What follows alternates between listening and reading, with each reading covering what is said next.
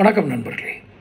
சினிமாவில் நகைச்சுவை நடிகர் வடிவேலு, நடிகை கோவை சரளா இவர்கள் காட்சிகளில்தான் மனைவி கணவனை அடிப்பது போன்ற ஒரு காட்சி அமைப்புகள் அமைப்பார்கள். அதில் ஒரு உளவியல் ரீதியான வெற்றி இருக்கிறது. காரணம், நடைமுறையில் சாத்தியமில்லாதவைகளை நீங்கள் திரைபிம்பங்கள் செய்வதை காணும் பொழுது உங்கள் உள்ளத்தில் எழக்கூடிய ஒரு விதமான மிகை உணர்ச்சி, மகிழ்ச்சி தான் அந்த தந்திரம், உளவியல் தந்திரம். அதைத்தான் சினிமா தயாரிப்பாளர்கள், டைரக்டர்கள் அவங்க அந்த காட்சி அமைப்புகளை வைப்பாங்க. அது சினிமாவில் மட்டுமே சாத்தியம். நிஜத்தில் ஒரு கணவன் மனைவியிடம் அடிவாங்குவது என்பது மிக மிக அரிதிலும் அரிதான ஒரு செயல்தான். ஆனால் உளவியலாளர்கள் ஒரு கருத்தினை முன்வைக்கிறார்கள். என்ன? பெண் தன்னை மனைவியை கை ஓங்கும் கணவனை திருத்துவதற்கு ஒரு 6 வழிகளை கையாளுகிறார்கள். என்ன அது? அப்போ சேனல் இது வரைக்கும் சப்ஸ்கிரைப் பண்ணாதவங்க பண்ணிக்கோங்க, நோட்டிஃபிகேஷன் பில் பதிவு பண்ணுங்கள். அப்போ தான் தொடர்ந்து உங்களுக்கு வீடியோக்கள் வந்து சேரும். இது பிடிச்சிருந்தா லைக் பண்ணி ஷேர் பண்ணுங்கள். ரைட், இப்போது கை ஓங்கும் கணவர்கள் எப்படி சமாளிப்பது? அப்போது ஒரு பெண் வந்து தன்னை கை ஓங்குவதை வாழ்நாள் அவமானமாக நினைக்கிறது ஆணுடைய ஒரு சுவாபம். இன்றைய கட்டத்தில் தன் மனைவி என்ற ஒரே உரிமையை வைத்துக்கொண்டு பெண்ணை அடிப்பது தான் ஒரு ஆணுடைய சுவாபமாக இன்றளவுக்கும் பெரும்பான்மையாக இருக்கிறது. இந்த நூற்றாண்டிலிருந்து தான் ஆரம்பித்தது அப்படின்னு உறுதியாக கணிக்க முடியாத ஒரு அநாகரிகம்தான் கை ஓங்கும் பழக்கம். இந்த நூற்றாண்டில் ஆரம்பித்து போன வருஷம் வரைக்கும் போன நூற்றாண்டு நல்லா தான் இருந்தாங்கன்னு சொல்ல முடியல. மனைவி அடிக்கிற கணவனை கண்டிக்கிற சினிமா ஹீரோக்கள் கூட வீட்டுக்குள்ளே வச்சு அடித்தா நான் ஏன் கேட்க போகிறேன், வெளியில் போட்டு அடித்தா தான் கேட்பேன் அப்படின்னு தான் வசனம் வரும். நீங்கள் பார்த்துருப்பீங்க.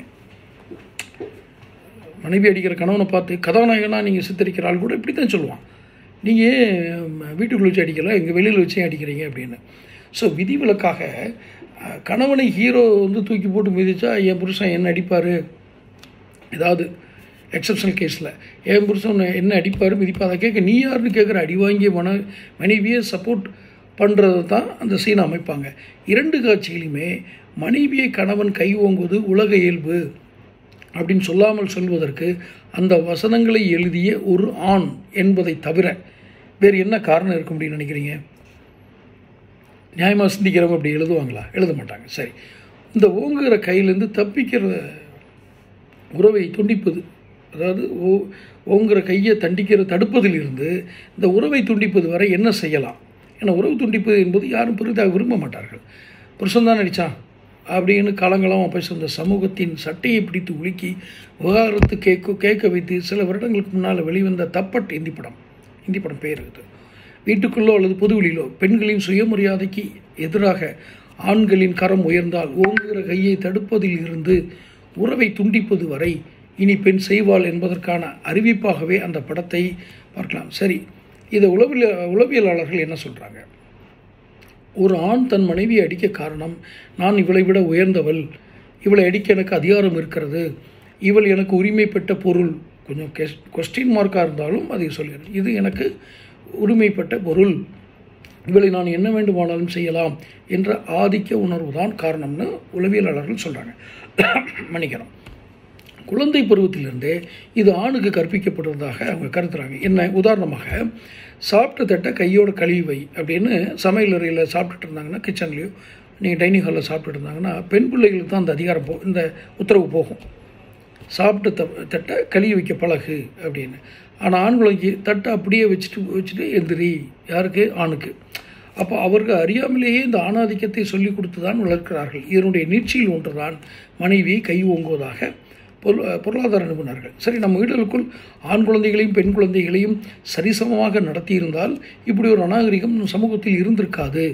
நாம் ஒட்டுமொத்த பெற்றோர்களையும் சொல்லி இதை சொல்கிறதில்ல. சிலர் விதிவிலக்கு இருக்கலாம், பெரும்பான்மை.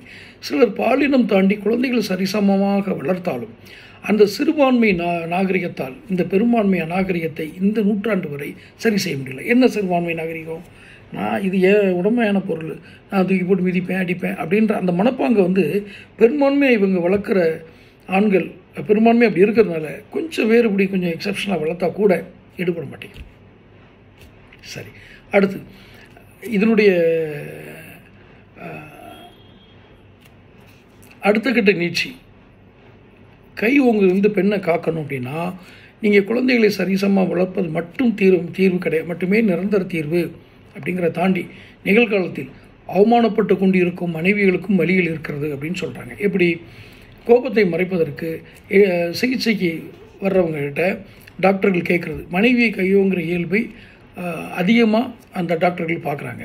அப்போ மனைவியை அடிப்பீர்களா அப்படின்னு கேட்டால் அவள் தப்பு பண்ணுனா அடிப்பேன் அப்படின்னு சொல்கிறார்.